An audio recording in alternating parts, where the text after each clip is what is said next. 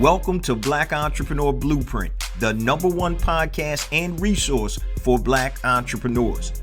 I'm your host, Jay Jones, and Black Entrepreneur Blueprint was created specifically to educate and inspire Black entrepreneurs to launch, build, and grow successful, sustainable businesses. Join us as we help build an economic power base in the worldwide Black community by building and supporting Black-owned businesses. If you're currently an entrepreneur or want to be an entrepreneur, you're invited to join us each and every week here at Black Entrepreneur Blueprint. Welcome to the BEB family and get ready to elevate your entrepreneur IQ.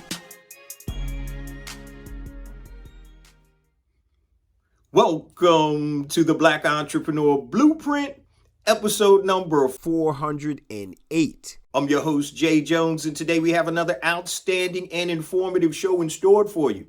Today we're going to be talking to Mr. Melvin Graham, documentary film producer of the upcoming documentary series on Amazon Prime titled Black Business LA.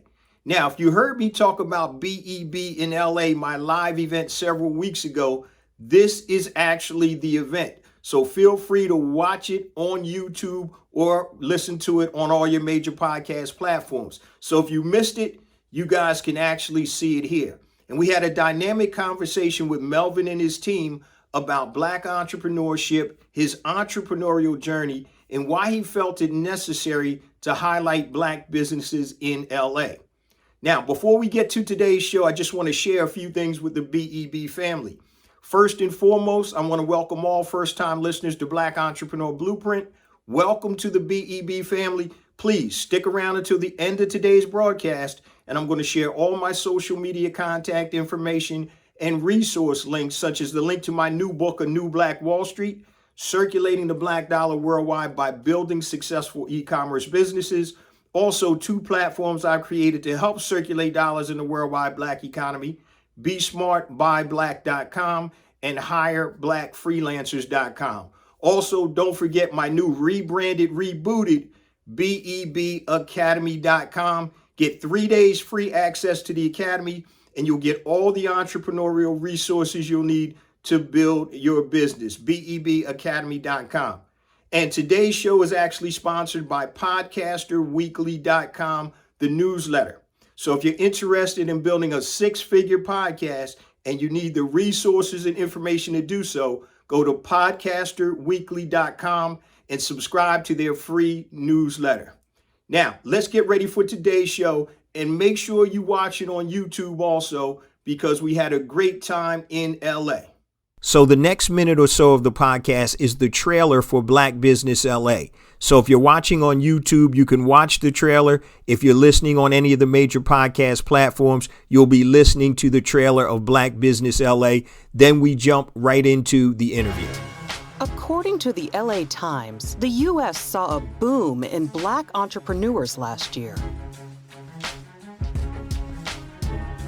even as the economy struggled during the pandemic shutdowns. In terms of the restaurant, we could have been shook about that because nobody could have ever imagined that a pandemic would have such an effect on everything. I mean, I've been here since 1950. I never saw anything like that. When COVID hit, I don't want to say I had a heads up, but I kind of heard through the pipeline that, things might be getting shut down pretty soon. I didn't know if I believed it. So when it happened, it was like, oh wow, this actually really is a thing. The surge of new Black-owned businesses was the largest of its kind in the last quarter century. But can they survive?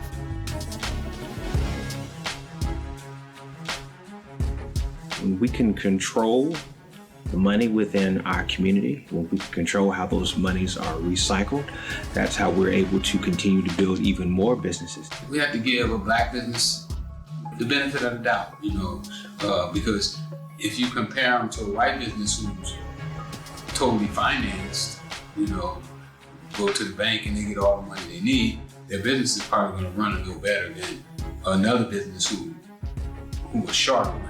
The average Black person is not gonna get a good job. Like, let's be all the way real. I don't got all the terms and terminology to say, you feel me? But in layman's terms, we don't fit the criteria that they set for us to get a job. Like there's a lot of black successful people in the work industry, but these days it's better just to be your own boss, man, for real. So I felt that it was imperative for me to control my economic wherewithal. So that was one of the motivating reasons for me to start my own business and take control of my future. As long as black folk have no wealth and no economic base, there'll always be a dependent underclass. You haven't got a snowball's chance in hell of being able to make it without having economic power. And I don't see anybody in the Democratic Party or the Republican Party now talking about the things I talk about how do you enrich black folk and make them a competitive, independent people.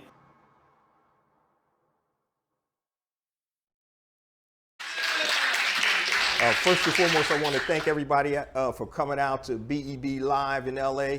This is our first live event, and we're blessed to have Mr. Melvin Graham and his team from Black Business LA. And we're super excited about this opportunity.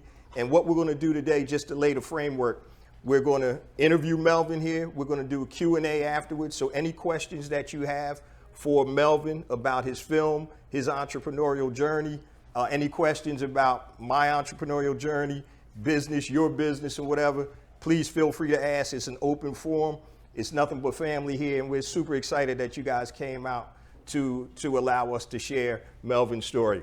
So first and foremost, for those of you who don't know me, I'm Jay Jones, Black Entrepreneur Blueprint podcast host, serial entrepreneur for 20 plus years. Started 17 businesses, 5 of them were abject failures, another 5 were so-so, a couple of them were pretty good, and I was blessed to be able to create 2 multi-million-dollar businesses. But during that process, I almost lost it all twice. So I've seen the gamut of the highs and the lows and pretty much everything that's in between. So that's my backstory. My podcast has been rocking for over 7.5 years, over 403 episodes. So make sure you guys go to blackentrepreneurblueprint.com or BEB Connect, which is the shortcut, and make sure you guys subscribe. And what the podcast is about, and that's why Melvin is here, it's about building an economic power base in the worldwide black community by building and supporting black-owned businesses. And so the only way, guys, that we're going to be able to move and continue to move forward is with economic power. I say something on the podcast all the time. There's no revolution without economics. Economics funds everything: education, media, what Melvin is doing here, schooling, everything, politics. So we need to understand that education is the key. Without education, without money, finances, nothing is going to happen, guys. So we need to focus on building and supporting black-owned businesses. I just want to add real quick, one of the things that I just posted not long ago was about building your own last name. So we talk about all of these designer brands, Gucci, Ferragamo, Balenciaga. And what you're doing literally is you're building somebody else's legacy. We have so many different great black-owned businesses, designers, filmmakers, producers that we really need to support. And we're going to talk about that a little bit in the Q&A also. But with that being said, that's about me. Melvin, tell them a little bit about yourself personally, and then we're going to jump into your entrepreneurial journey. Okay. Well, my name is Melvin Graham. I'm a filmmaker. So when I say filmmaker, I'm more of a post-production guy, and I also work in all forms of media, so multimedia person and also filmmaker. I'm from Washington, D.C. originally. What brought me here to California was when I joined the U.S. Navy, and post-Navy, I went to broadcasting school, or actually no, I went to media art school, which includes broadcasting, of course. And that's where my film journey had took off as well. Because while I was working in radio, I also did short films, and I did a lot of political events in terms of debates and also shows on the radio as well. Cool. Sir.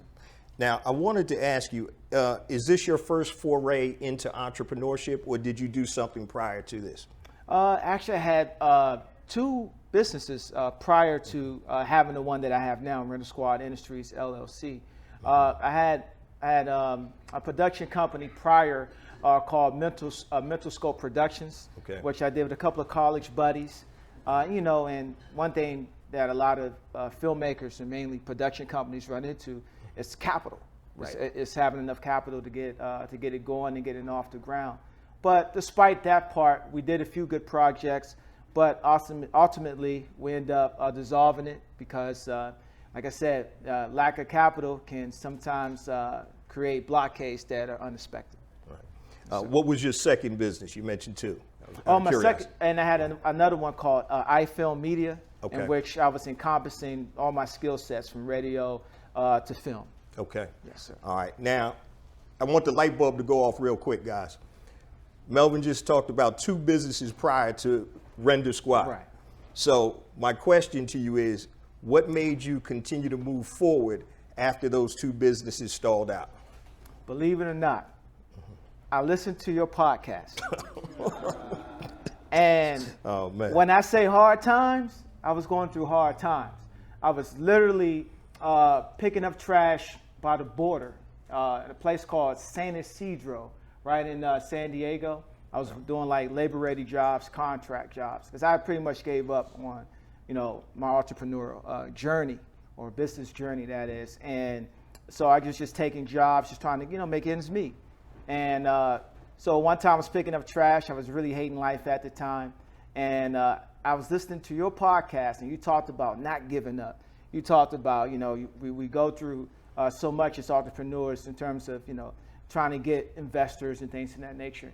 And then it really inspired me, very, very much inspired me to give it another run, not give up. Because, I feel like my personality type, I'm not good in terms of working for people. I'm good with working with people. Right. And a lot of the concepts that you had covered on that particular podcast it just gave me inspiration to keep going. I appreciate that, man. Yes, sir. Glad I could be a part of your journey, brother. Yes, sir. I wanted to ask, once you decided to make that step, were you single at the time? Or married? Yes, I was You were single. single at the Yes. time? Okay. All right. So the only person you had to worry about was yourself, right? Exactly. So you didn't mind eating peanut butter and jelly or anything, right? Oh man, either that or sardines and water. It didn't matter. Because one of the things, and I know there's some entrepreneurs in the audience, one of the things that I always tell people is that it's a journey, it's a process. Nothing that you start when you're an entrepreneur is going to go from 0 to 100. You're going to go through ups and downs. And if you're not prepared for that, recognize and understand that's par for the course. And so when you look at most successful entrepreneurs, they're going to tell you the same story that Melvin has told you, the same story that I've told you on the podcast for all these years, that it's ups and downs, but being able to stick to it. And I wanted to ask you, Melvin, what was your why? Why did you continue to stick to it when you were going through such trying times? It had to be a better way. You know what I mean? Like, there was no way that a guy like me, I have my bachelor's degree in media arts. I had a associate's degree in graphic design. Also graduated from broadcasting school. I'm like, I have the education.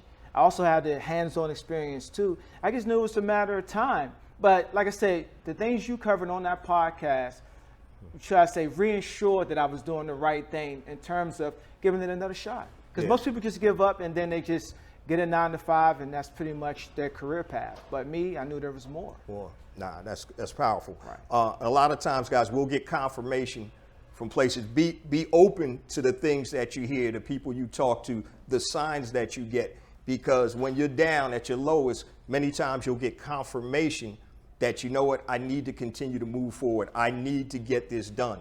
And I wanted you to explain to the audience out here, how do you feel now being a successful producer and filmmaker versus where you were?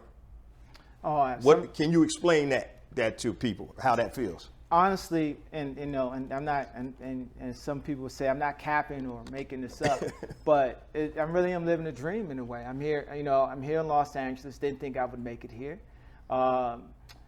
and the fact that I'm able to operate in a space where I'm confident and I can speak, in great volume about what comprises of a good film or what comprises of a great production.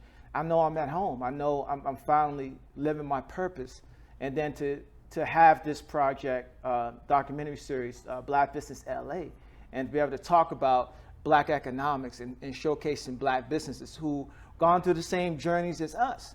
I feel like I'm doing a great service to my people, and that's my purpose in life, is to help our people and provide a platform in which we could gain great insight from. Now, with media and the way we're portrayed, what do you feel, or how important do you think it is for us to be able to portray ourselves in media? It's so important because, I mean, how can you talk about the Black experience if you're not Black, right? When it comes to the Black experience and how it's being showcased today, we're much more than just entertainers. I know I'm in the film industry, I know I'm a media guy, but I'm gonna say that anyway. We're more than just entertainers. We're more than just athletes. We're such a unique people considering our story here in America. And that needs to be showcased, and that needs to be the focus sometimes. Everything can't be, Kanye and Will Smith, right? Right.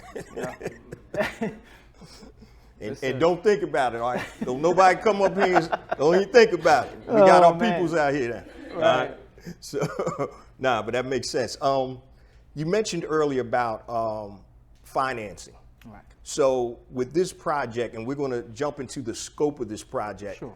But in terms of the financing of this project, how did you get the financing, and what are you doing? Because I know you got more projects in the works. For sure. What are you looking to do to help move these along? Okay, well, we'll start with the first part. I know you asked about the financing. A lot of out of pocket. Also, my executive producer who's sitting here with us, Sherman Perryman. I was renting equipment, and I was using workarounds to be able to have the different looks in terms of how the interview setups are. So it was a lot of workarounds, a lot of out of pocket and renting. But when Sherman came on board as an EP, he actually went out and purchased equipment for the production, which allowed me the flexibility to just schedule anything and shoot anything I want to shoot. Because when you have your equipment and you're able to have that type of flexibility, you can work around other people's schedule that you want to interview. Right. And by him being an LA native, he also brought a sense of credibility to the film, because I'm not an LA native. And one thing about being in LA, a lot of times it does come down to who you know. And he was he's a great asset because of his involvement, and he's a native. Sir. Now, talk to me about the process. So where did the concept come from, and the process of putting it all together in terms of scheduling the interviews?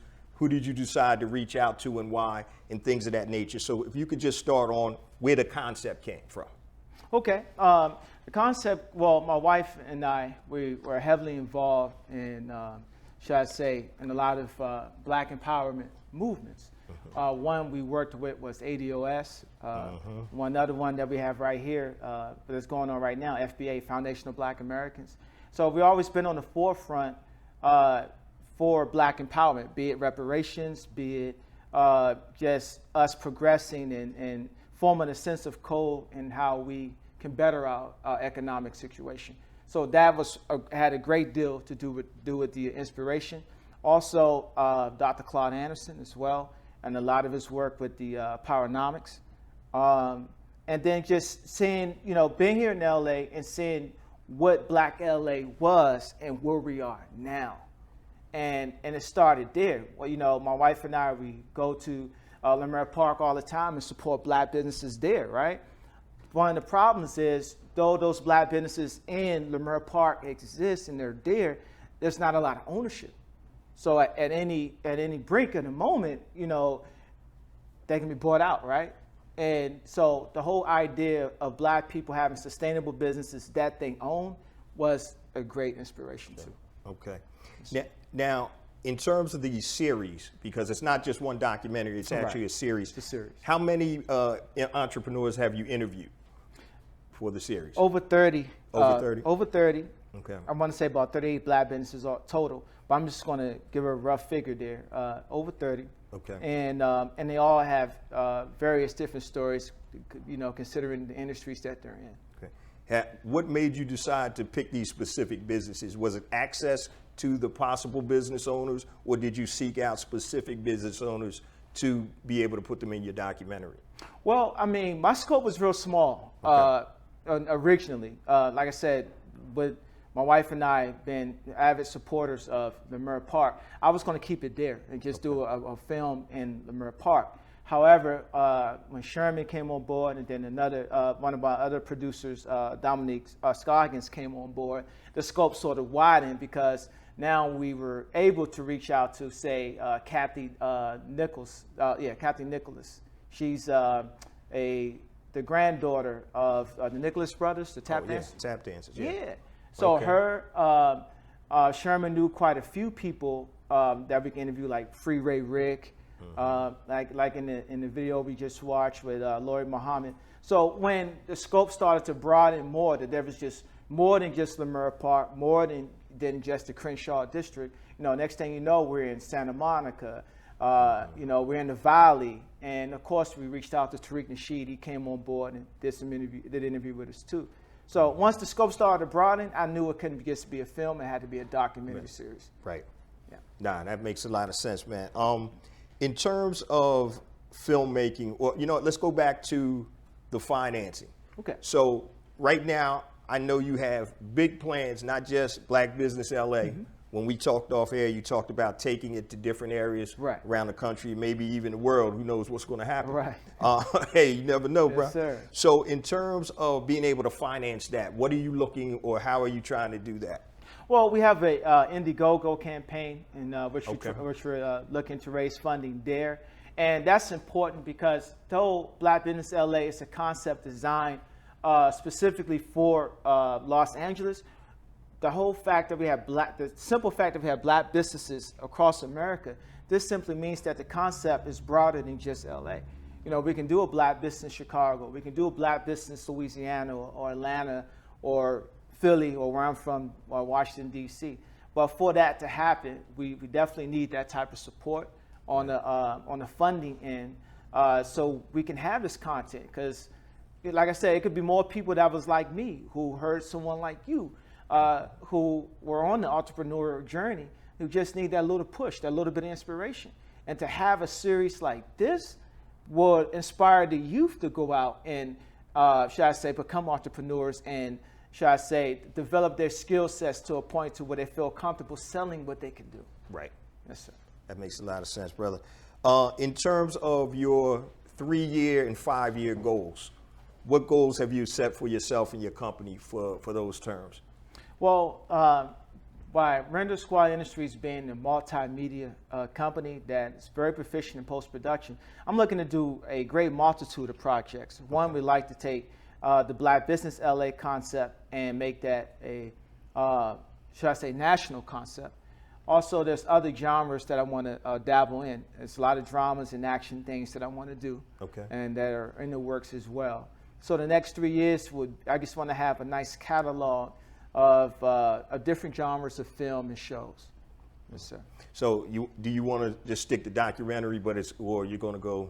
Well, I want to do another series of documentaries, and I don't think the people here in LA are going to let me stop with one season. So, so I'm going to say, of course, we're going to do more documentaries or docu-series. But there are other projects I would definitely like to do, especially on the drama and action front. Okay. Yes, sir. Now, I know your film, the series is going to be distributed on Amazon Prime. Right. Can you talk to any aspiring film producers about that process, and how did that go with you being able to distribute on Amazon Prime? Talk about that process. I'm gonna be very transparent about that part. Black empowerment is not an easy sell. We see a lot of us in new Black media. We see a lot of us in Black media in general who struggle to keep platforms going. So the sustainability of it is not quite there yet, right? So what I would tell the aspiring filmmaker or producer is that, a lot of funding may not be there if you're trying to do it on the Black empowerment end, but there's other collective things you can do in terms of, like I said, if it's a multicultural thing, because say, for instance, you do an action film, that may not be a specific black thing. That may be a multicultural thing. When in terms of multicultural, there's a lot of funding for that. Okay. But for black empowerment, it's not. And the way I think the counter to not having a lot of funding in terms of black empowerment content, self-distribution. Right. Like Amazon Prime is one, Vimeo is another. I know for certain now, Peacock is now doing it. That's the NBC off-brand. So there are options. It's just make sure you have the right group of people around you and in the right areas too, and all functions of production to be able to get your product off the ground. Speak to me about the monetization of the film with Amazon Prime and your other monetization opportunities. Where's the money? Obviously, you got to fund it, and now you have to recoup and hopefully make more money than you spent. So talk to me about the monetization aspects of your film. Well, the monetization aspect, I mean, the good thing about landing spots like Amazon Prime, it does come down to your viewership. And based on your viewership will determine how the value based upon, should I say, the clicks and the clicks on, should I say, the content on Amazon Prime or Vimeo. Vimeo takes about 1%. Amazon Prime takes about 6 to 8%. So your return on investment looks good on those platforms.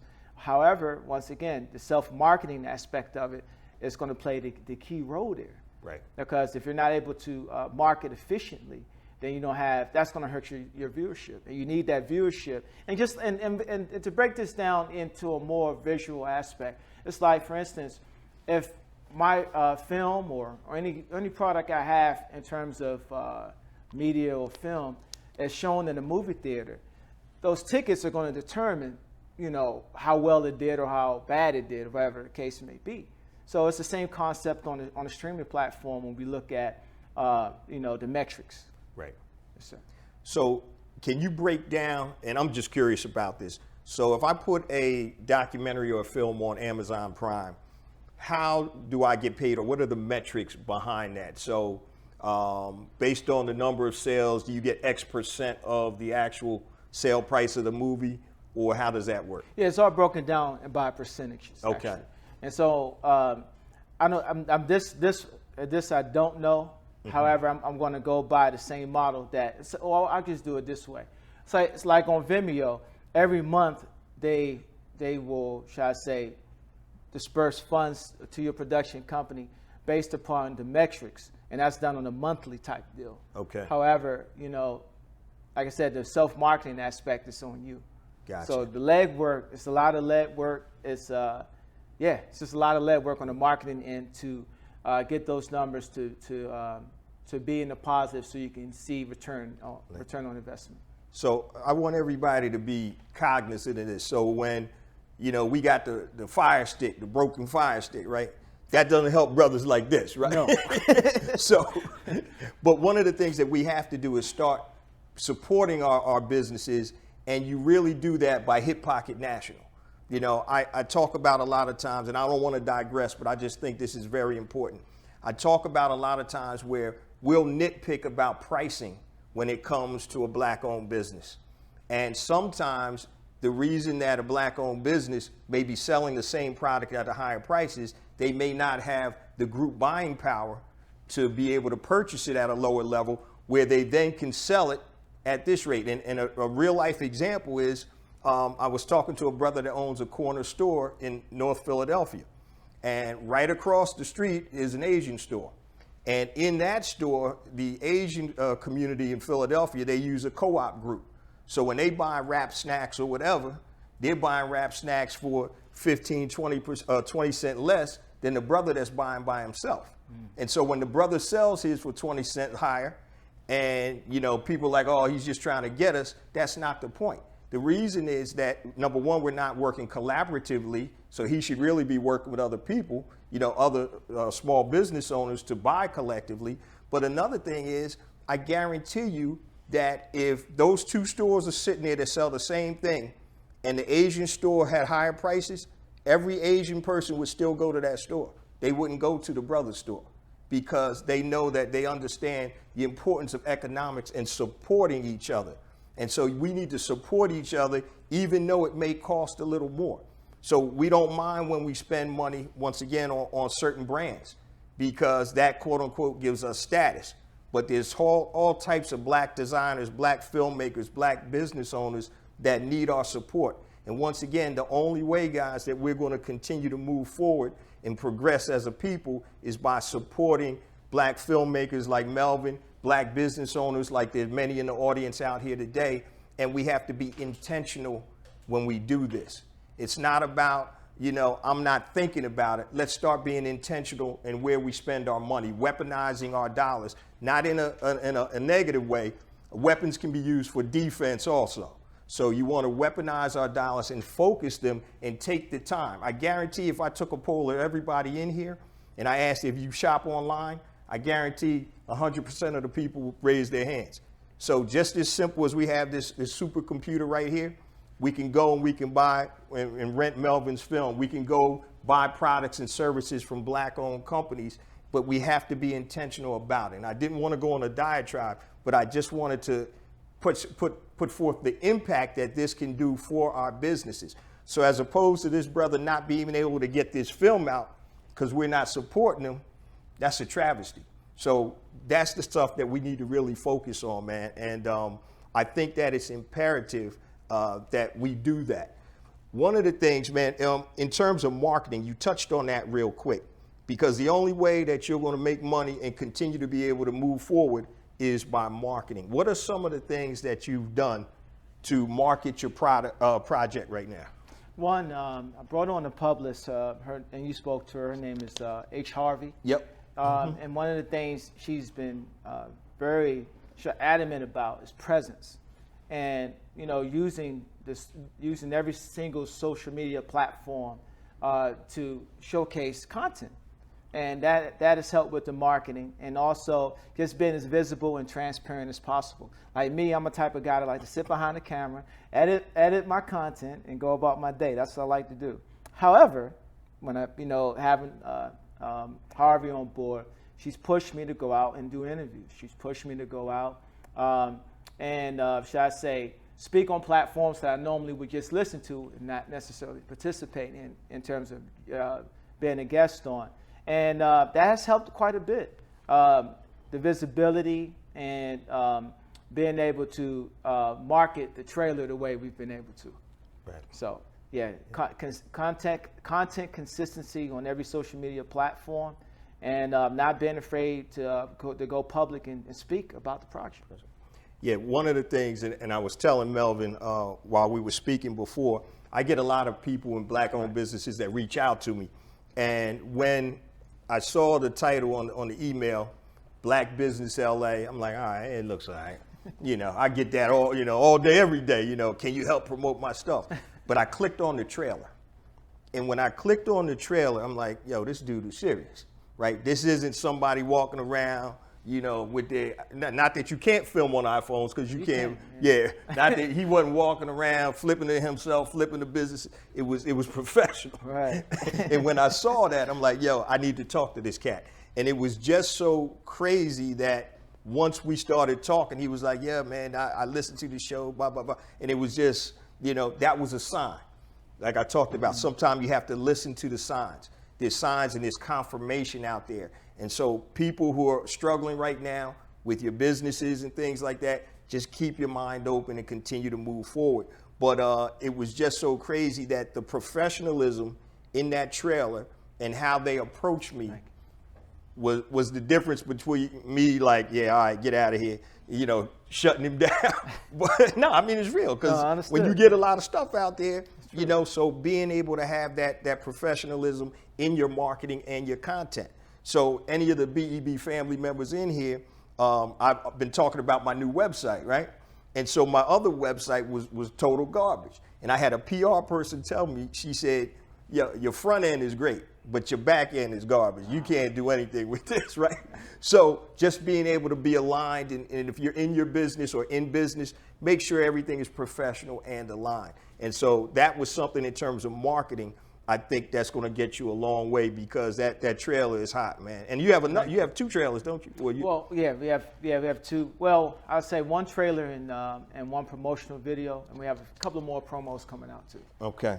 I wanted to ask you, in your process, how difficult was it for you to connect with people and for them to share their story? Or was it pretty simple once you say, hey, I'm doing a documentary film, and they were in? Or was it a tussle or a struggle to get people to participate? For some interviews were quite easy to set up because either Sherman and my EP Sherman knew who they are or had some type of involvement with them, or my other producer Dominic Scoggins knew some folks as well. Like for instance, Judge Rupert Sonberg, Birdsong, I'm sorry, make sure I say his name right. The judge, bringing him on to give a brief history of law in terms of how it relates to black people in Los Angeles. That was key. So he, by him having the Morehouse connection with him, and Sherman's from Morehouse too. So my dynamic Morehouse duo, should I say, made things very, very easy for us. And some of the difficulties, my wife and I would reach out to certain political figures. I won't say any names. I won't put no one down. And that was hard. However, some was very successful. Like we interviewed Janice Hahn about Bruce's Beach. Okay. So that came about with through email. So some things were easy to do and set up, and some things were a little difficult. So as a creator, which you are, what do you want people to get from your documentary series? What do you want them, when they leave, what do you want them to say or think? 2 things. Number 1, when it comes to black businesses, we have a variety. We spend so much money out of our own community, outside of our own people, and we can and afford things or services that we have in-house. All I'm saying is that, can we at least look at ourselves, look at people who look like us to, should I say, to render the services that we're looking for? Secondly, black economics. Every single economic category in America, black people on the bottom. I'm saying when it comes to the political front, I know we have our way in terms of how we vote, and I'm not here to tell anyone how they should vote. But what I am asking, and I believe they get this from the documentary series, is that we need to put economics ahead of everything else. Because without tangibility, we have nothing, and that's what we have now. Not quite a lot when it comes to ownership. Nah, that's powerful, brother. Yes, sir. Yeah, because as a creative, I know there are things that you're trying to get out, and I just wanted to ask you, when did you know that you were on to something? I know when I have a podcast, a certain episode, it's like, yo, that thing clicked. I know I'm getting crazy downloads from this. When did you know that you were on to something, and how did you know it? Actually, this started prior to me executing the concept.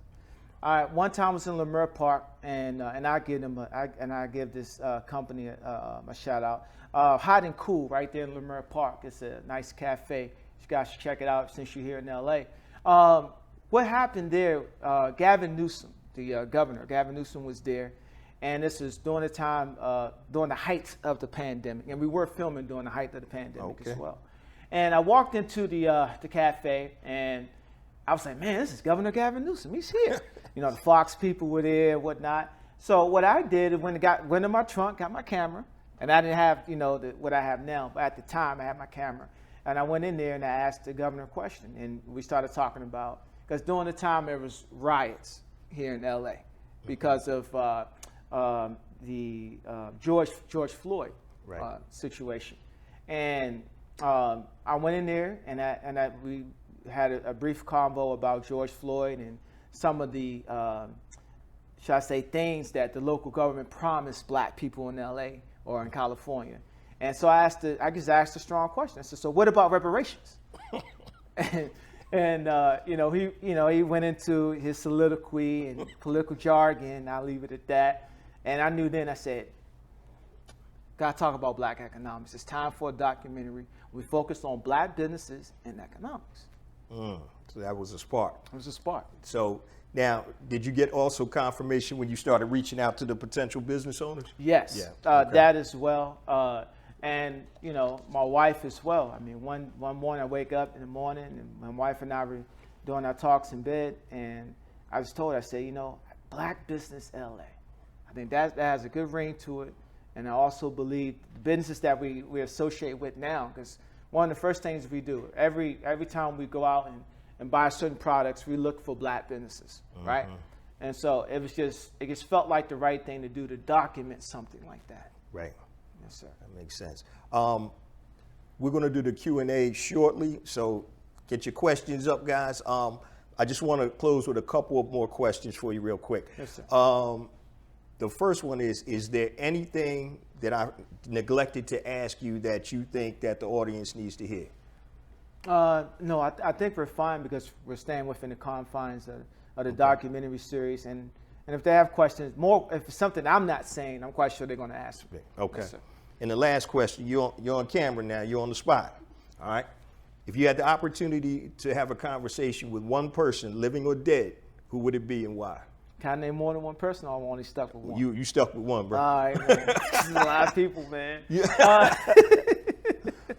I would say Dr. Claude Anderson. I would Okay. just put it out there. It's like, and why I say him, because I love his blueprint in terms of how he believes we should operate on the economic front. Gotcha. All right, so that concludes our interview portion, guys. I want to thank Melvin for coming, Thank you. coming out there. Yes, sir, brother. Yes, We sir. ain't done yet. Make sure you guys support his project, crowdfunding, everything about the film, the documentary series. And it's funny because sometimes the people that you see up here, we're in a small theater today, you might not be able to talk to this guy in 10 years. He might not take my calls, right? I don't know about that. I try to be humble here, brother. But remember, like I Right. said, everybody has a story, and we definitely we want to celebrate you, your work, and we really appreciate you, brother, for doing what you're doing and highlighting the community, the positive things about our community. We want to do a Q&A. You guys, we're open book. Ask Melvin anything you want. Ask me anything you want. Entrepreneurship, your business, my business. Entrepreneurship in general. Melvin's entrepreneurial journey, and also obviously about his film. And this is interactive. This is all family. So I don't want to have to pick people out of the audience and make them come down here and ask some questions. All right. So we live. Let's go. Who's up? Who's up? Now, at this point of the show, we had an amazing Q&A session where a lot was uncovered.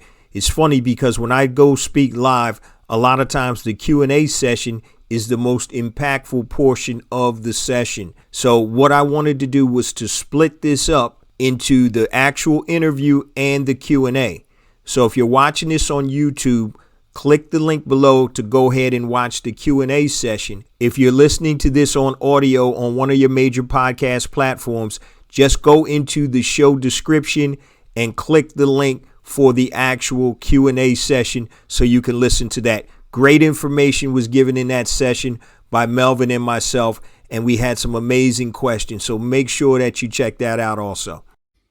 That was an amazing interview with Mr. Melvin Graham and his team from Black Business LA, the documentary. Make sure you guys support the crowdfunding initiative and follow him on social media, and look forward to when the series actually comes out on Amazon Prime. You can go to blackbusinessla.com for the website, and you'll find all the links there that you need. Now, I just want to talk real quick about some of the takeaways. And one of the things we talked about in the Q&A session that actually is not shown on the video was about building your own platform. And so one of the things that questions that I was asked was, when you want to partner or collaborate with these big entities like Amazon, Netflix, all of these different entities, what's the best way to do it? And we talked about by building your own platform first, that's going to allow you to create a situation where other people are going to want to partner with you. So we talked about Melvin and his team building their platform. So next time they'll have people fighting over their next documentary series, as opposed to having to shop it to different formats and different players in the entertainment game. Also, one of the things that was really stuck out to me was the narrative that we as Black folk have to create for ourselves. We can't keep depending and letting other people create the narrative. You know, it almost seems that trauma is the only thing that sells in the Black community, and that's not true. So if we look at the standard media, or old media, as we would call it, television, radio, movies, all we see is us depicted in situations of trauma, not triumph. And I think this is one of the reasons why we need to own and create our own media and also distribute it so we can offset the negative narrative that's put out there by old media.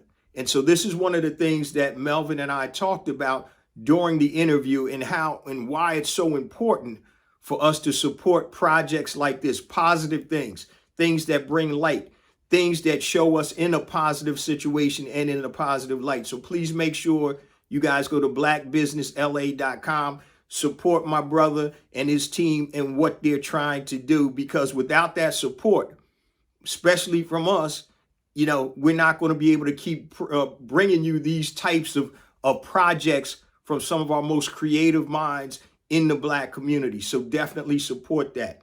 Now, before we close it on out, guys, let me just share my social media contact information and resource links real quick. Everything I'm about to tell you is on the website. Go to blackentrepreneurBlueprint.com, blackentrepreneurBlueprint.com.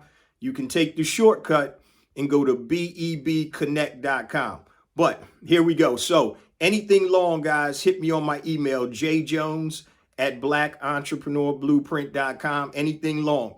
Twitter, jjones001. Instagram, I got 2 IG accounts, jjones for real. That's JAYJONES, the number 4, REAL. Also, Black Entrepreneur Blueprint. Clubhouse @IamJJones.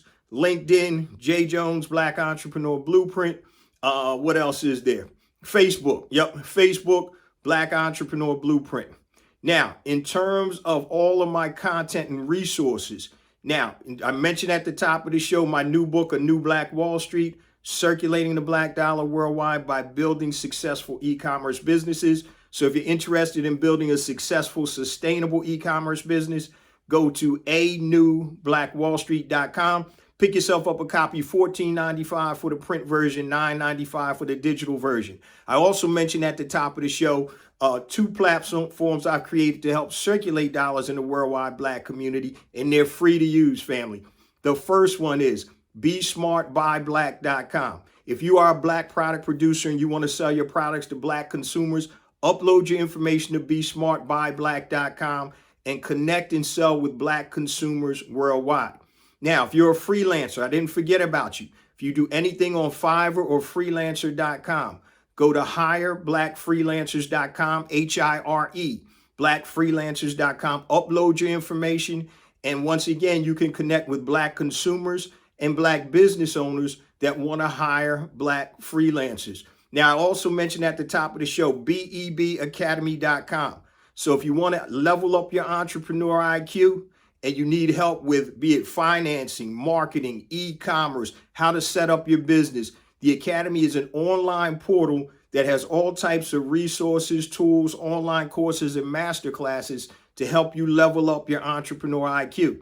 Go to BEBacademy.com and get 3 days free access for everything in the Academy. Now, if you're really trying to level up your e-commerce business, my top of the line course, flagship, pound for pound, the best course on the market for e-commerce, Brand Builder Academy Elite. You can go to BBAElite.com. It's a 15-week implementation program from product ideation to selling on your own site and other applicable sites.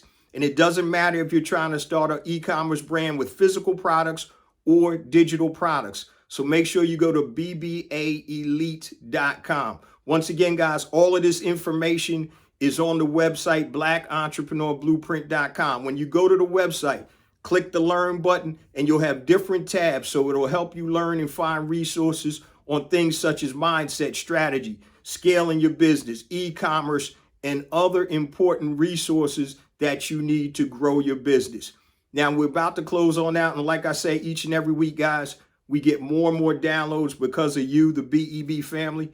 We couldn't do it without you. Please continue to spread the word about the podcast, about the new website, awesome new website we got, and about the BEB ecosystem. It's not about me. It's not about you. It's about us. It's about building an economic power base in the worldwide Black community by building and supporting Black-owned businesses. Love you guys. See you same time next week. Peace.